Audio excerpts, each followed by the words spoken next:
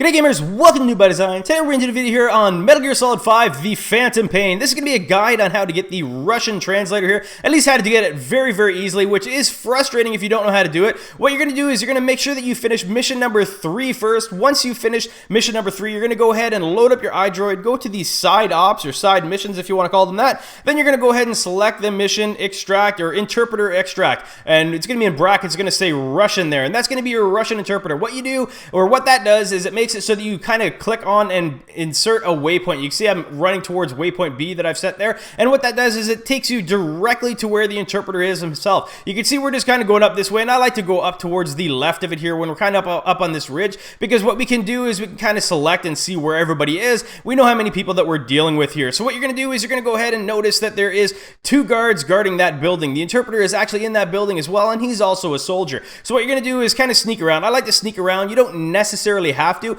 but at this point I didn't really know which one was the actual interpreter themselves. It could have been any of these guys, so I kind of wanted to interrogate them and learn if they spoke English first, because the interpreter himself speaks English. What you're going to do is you're going to go ahead and kill them too, and then you're going to notice, you can see him right in the window there, that he is actually sitting there, and that is going to be the interpreter there. What you can do is you can take that body and go ahead and hide it, because this interpreter is going to stay in the corner until you do something to remove him, or you can just leave him here like I did. I didn't really take full advantage of leaving him here like I did. I kind of should have probably moved him, or at least taken advantage of it by sneaking behind the guy when I get him out. What you're going to do here is you're going to go ahead and distract him. You can do that by knocking, basically hitting the knock or lure enemy out. What that does is that gets him to kind of start a patrol, and basically, like I said, I did leave that corpse in there, so I know at some point when he leaves this room, what he's going to do is he's going to go ahead and check out that corpse. So probably what I should have did is went around the other side of the building so that I can sneak up behind him and save myself just a little bit of time with it.